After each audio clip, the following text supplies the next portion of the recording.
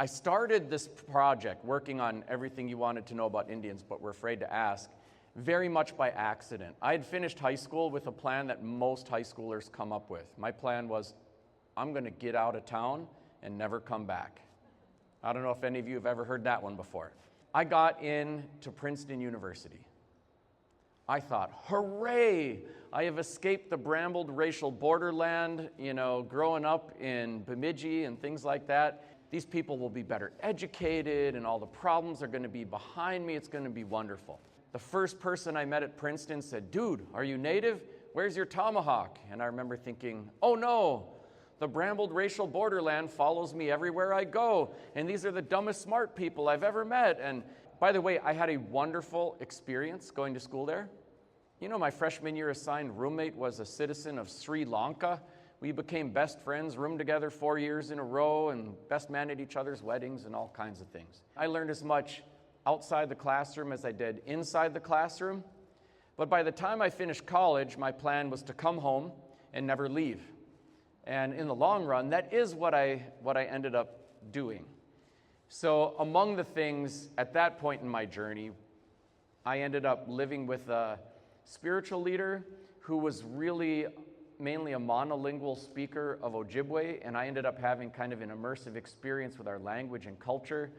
And eventually I did have to do things like take a job and go to grad school, and I launched on an academic career. To this day, I spend about a third of my time officiating at ceremonies.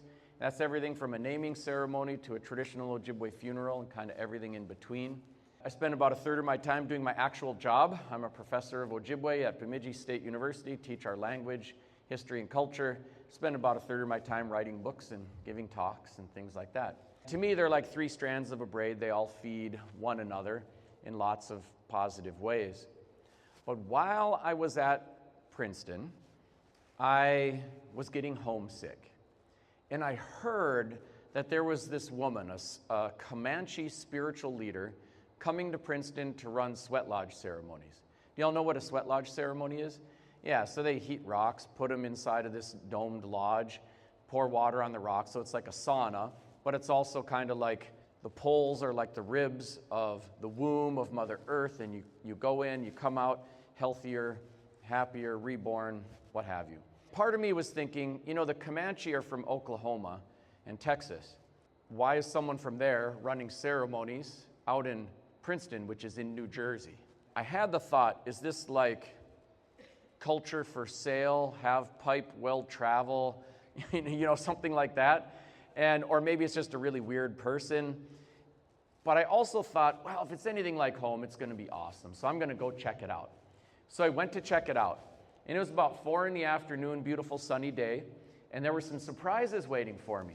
As I came driving up, there were about 20 people waiting for this sweat lodge ceremony. And surprise number 1, they were all white. Surprise number 2, they were all naked. As I come driving up, I got some mixed feelings. Part of me wants to laugh, because, come on, it is 20 naked people standing around in the woods in the broad daylight, like, how's it going? How's it going? Like, Part of me wants to run, like 20 naked people in the woods, I'm out, that's it, goodbye. And part of me was also mad. Like, are you serious? Get naked, dance around a fire? Is that what you think Native culture is about? Come on.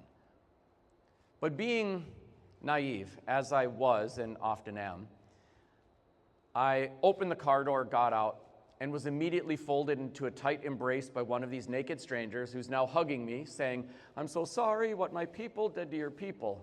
So now, awkward, the desire to laugh, run, get mad, it's just growing. And I looked at this person's face.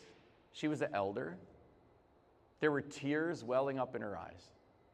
And it occurred to me that no matter how misguided she was, sure, she was misguided, her emotional response was sincere. And there's something that happens to people from a minoritized group that doesn't happen to everyone else as much, where you get asked to be spokesperson for a whole group of people. And I'm usually thinking, I got a house full of natives. I don't even know what they're thinking most of the time. I can really only represent me.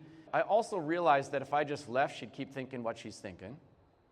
If I got mad and told her off, the only native she met would be a really angry one. And so I had to think fast. So I said, ma'am, could you put some clothes on? Because I'd love to talk to you about all of this. And she did. And we had a good talk.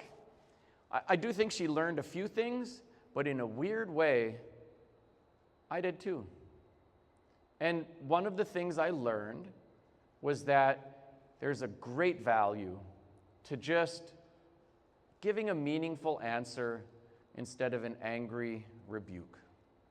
That most Americans got a sugar-coated version of Chris Columbus in the first Thanksgiving and very little else to more deeply understand the first people of the land.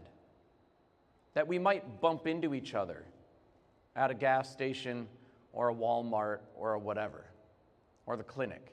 That doesn't mean that the worlds are deeply intertwined in ways where we're really learning a lot about one another.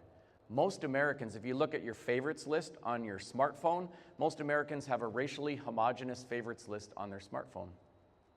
Even though interracial marriage is higher than ever, we're more diverse than ever, we're still more segregated than ever. Someone has to start. Someone has to ask the questions and try to answer the questions. And so I started to save questions. And they included, is it Indian, Indigenous, Native, Native American, Aboriginal, First Nation person, or what? Nothing like not knowing how to frame a question to really immobilize the conversation. But they were bigger things too. What is tribal sovereignty and how does that work? And why is there a slot machine at Shingaby on the bay? And it also included, are those casinos good or bad? All kinds of things. What is happening with Indigenous language revitalization? What's a naming ceremony? What do you think about pipelines? And what do you think about Native imagery for sports teams and mascots? And how can we get along? And what do we need to do?